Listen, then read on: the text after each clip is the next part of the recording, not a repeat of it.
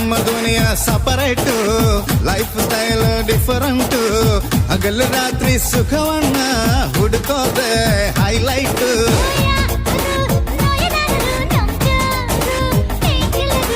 ಯಾರು ಬೋರು ಅನ್ನರು ನಮ್ಗ್ಯಾರು ಅಷ್ಟು ಥ್ರಿಲ್ಲರು.